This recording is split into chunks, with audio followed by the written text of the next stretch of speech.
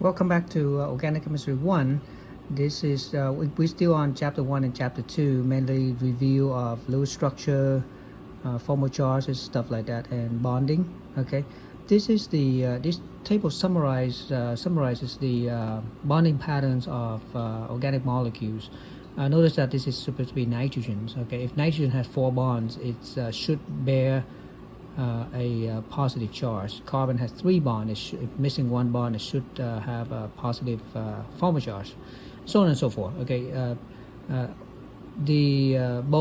so there's 3 possible for most atoms, 3 possible way, either positive, neutral, or negative, and except for boron. Okay, boron can only be neutral or negative.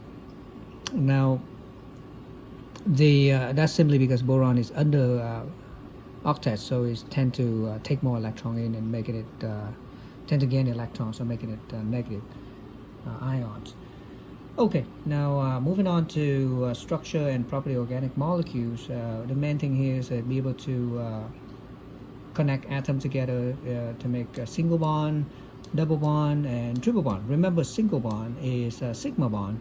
It's the one that formed first between 2 atoms, and double bond is then the next one. Double bond consists of a single, which is a sigma bond, and a pi bond, and a triple bond consists of 1 sigma bond and 2 pi bonds. Okay, now how do we do that? Okay, so here is to give you a definition of sigma bond. Okay, I'm gonna go all the way to, and the piding just like I said. Okay, I'm going to go all the way to the picture. Okay, and here let's show you the how first of all you start out with atomic orbitals and how hybridization occurs to form identical bonds as we observe. Okay, for example, BH2, 1 beryllium and 2 hydrogens, and we know that the 2 bonds are identical, and so if we take this is the electron configuration for beryllium, the abbreviated configurations. Helium has 2 electrons, and that's 1s2, and then 2s2. So beryllium has 4 electrons, 1s2 and 2s2, and then p orbital has nothing. Okay, empty. Now if we take 2 electrons from here, okay, that's possible. That's a classic model. That's MO theory to make 2 bonds with 2 hydrogen. That's fine. But with the valence bond theory, it would be better to hybridize or remodel the orbitals. So what happened is beryllium will take the 2s orbital and 1 of the p orbitals. Remember, the p orbital come in triplets. Okay, 3 of them, s only 1, so they mix together to form the sp, and then 2 of them, because you start out with 2 orbitals, so you have py, pz untouched. Okay, so you got 2 identical sp, so that makes good sense, right? But it makes more sense when you get to the and then the next level. Okay, the next bonding. So the 2sp will bond with the 2 hydrogens, and you can see they straight up, and that's explain the bond angle as well, which is 180 degree. Okay, and that's based on the observations. Bond angle is 180, so this is the best theory. Okay. Now BH3. Now you have 3 hydrogens, 3 bonding. So obviously you got here you have 3 electrons capable of making 3 bonds, but obviously they're not identical. Okay, so we have to do something before the bonding happens. So boron will mix or hybridize, like hybrid. Think about hybridize the 2s and the px and py. Okay, because it needs 3 orbital total, because there's 3 electrons. That's why. So you got px, py mixed together, they're gone. So you got sp2, sp2, sp2.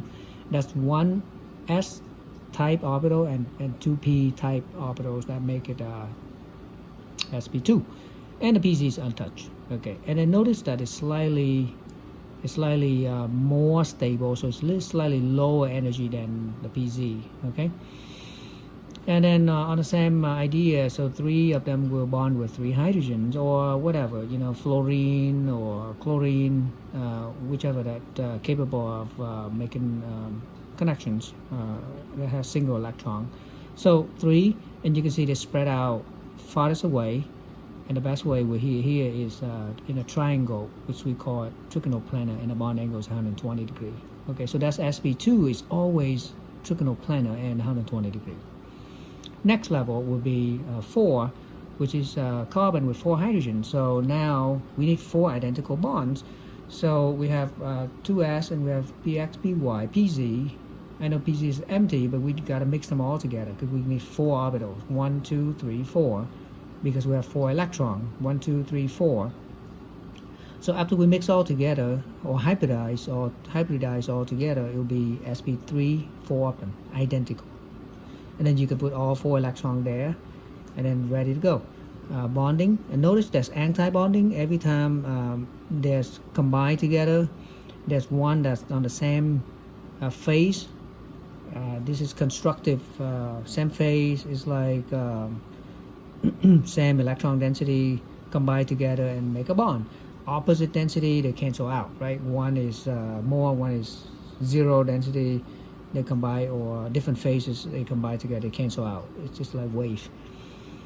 So that's anti-bonding. Okay, that's anti-bonding orbital, and we don't want to fill those orbital. They have high energy, so we want to fill the lower one first. And like we have no room. Okay, but we do have room here, 4 and fill in. That's called bonding.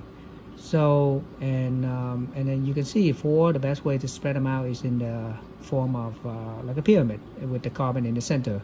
And that's called tetrahedron. Tetrahedron or tetrahedral. Bond angle is roughly about 109 to 110, and it should be 109.5 right in the middle. Okay, that's 4. Okay, sounds good. Now moving along. So those are all single bond, if you notice. Now the double bond, if you notice, okay, we have to form a hybridizations. Okay, same idea. We have 4 electrons here.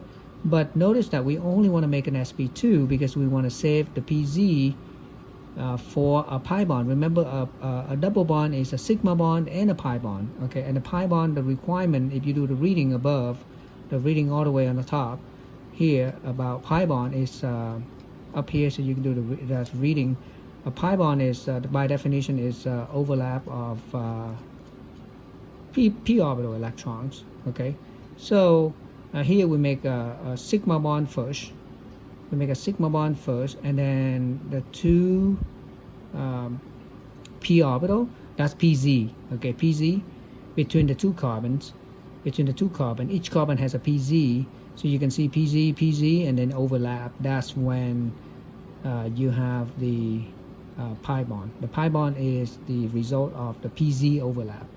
Any p, as long as they are parallel. So it has to be pz and pz.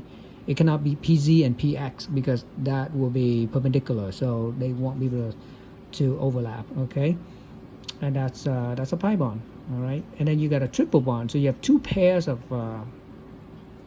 overlap. So you got a py together and a pz together. So the pz and the py, you can see, okay, overlap together, and in pair. Okay, so they have to be parallel. Okay, and that's so you got a 2 pi bond, and you have a sigma bond. Okay, sigma bond is face-to-face overlap. All right. Okay.